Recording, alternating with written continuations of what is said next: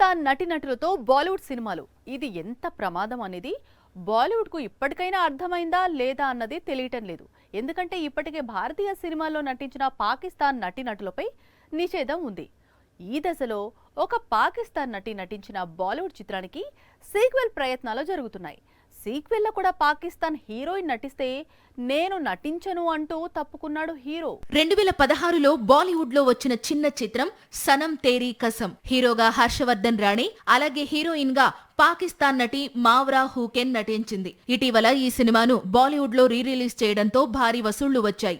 దాంతో చిత్ర unit sequel కు సిద్ధమవుతున్నట్లు ప్రకటించింది. సీక్వెల్ లోనూ సేమ్ స్టార్ కాస్ట్ రిపీట్ అవుతుందని తెలిపింది. ఆపరేషన్ సింధూర్ ను ఖండిస్తున్నట్లు ఇటీవలే పాకిస్తాన్ నటి మారా హుకెన్ ప్రకటించింది. దాంతో భారతీయులు హుకెన్ పై ఆగ్రహం వ్యక్తం చేశారు. ఇదే సమయంలో హీరో హర్షవర్ధన్ రాణే కూడా సీక్వెల్ లో సేమ్ హీరోయిన్ రిపీట్ అయితే తాను నటించబోనని ప్రకటించాడు. సీక్వెల్ లో కనుక మేకర్స్ మావ్రా హుకెన్ ను హీరోయిన్ గా ఎంపిక చేస్తే తాను హీరోగా నటించనని తేల్చేశాడు హర్షవర్ధన్. భారత్ మై మావ్రా వ్యాఖ్యలే అందుకు కారణమని చెప్పాడు. ఒకవైపు పాకిస్తాన్ నటీనటులపై కేంద్రం బ్యాన్ విధించడం, మరోవైపు హీరో వైదొలుగుతాను అని ప్రకటించడంతో సనం తేరీ కసం 2 ప్రాజెక్ట్ హోల్డ్ లో పడిందని చెప్పవచ్చు. మామూలుగానే హీరోయిన్స్ హిట్ వస్తే చాలు కెరీర్ కు డోకా ఉండదు అనుకుంటారు.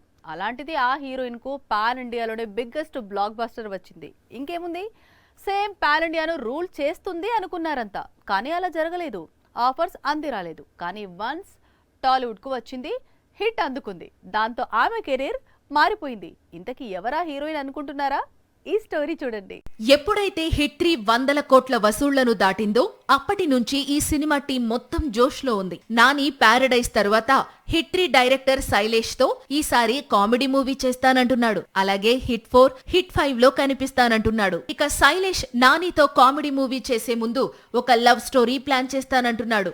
ఇదే జోష్ లో hit 3 heroine KGF beauty Srinidhi కూడా మళ్లీ బిజీ అవుతోంది. కేజీఎఫ్ సిరీస్ తో రాని సినిమా ఆఫర్ హిట్ 3 లో నటించడంతో తనకు దక్కిందని చెప్పవచ్చు. ఇంతకీ హిట్ 3 తరువాత శ్రీనిధికి ఎలా కలిసొచ్చింది అంటే ఏకంగా అల్లు అర్జున్ సరసన నటించే ఛాన్స్ వచ్చింది అంటోంది టాలీవుడ్. అట్లీ దర్శకత్వంలో అల్లు అర్జున్ నటించే చిత్రంలో 3 హీరోయిన్స్ నటించే అవకాశాలు ఉన్నాయి.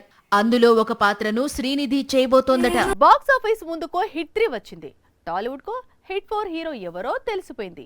నిన్న మొన్నటి వరకు సస్పెన్స్ అంటూ నాని చెప్పుకొచ్చిన హీరో ఎవరో రివీల్ అయిపోయింది.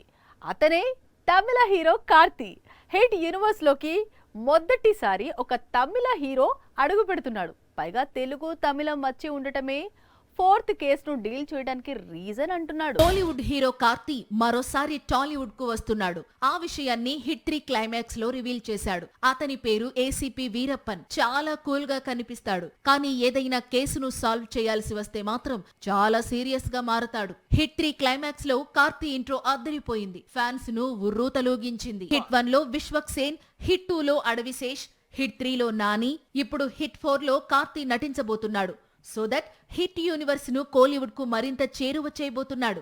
హిట్ 4 ఎప్పుడొస్తుంది అనేది తెలియదు. కానీ రిలీజ్ అయిన రోజు మాత్రం కార్తీ చూపించే వైలెన్స్ కు టాలీవుడ్ కోలీవుడ్ బాక్స్ ఆఫీస్ షేక్ కావడం ఖాయం. తమిళ హీరోలు తెలుగు చిత్రాల్లో నటించడం ఇప్పుడు లేటెస్ట్ ట్రెండ్. ఆల్రెడీ కార్తీ అన్న సూర్య లక్కీ భాస్కర్ డైరెక్టర్ వెంకీ అట్లూరితో మూవీ చేస్తున్నాడు. ధనుష్ కూడా శేఖర్ కమ్ములతో ఆల్రెడీ కుబేరా చేశాడు. అలాగే బాబీ మేకింగ్ లో భాషా నటించబోతున్నాడని ప్రచారం సాగుతోంది. కార్తీ కూడా గీత గోవిందం, సర్కారు వారి పాట దర్శకుడు పరశురాంతో సినిమా చేయాలనుకుంటున్నాడు.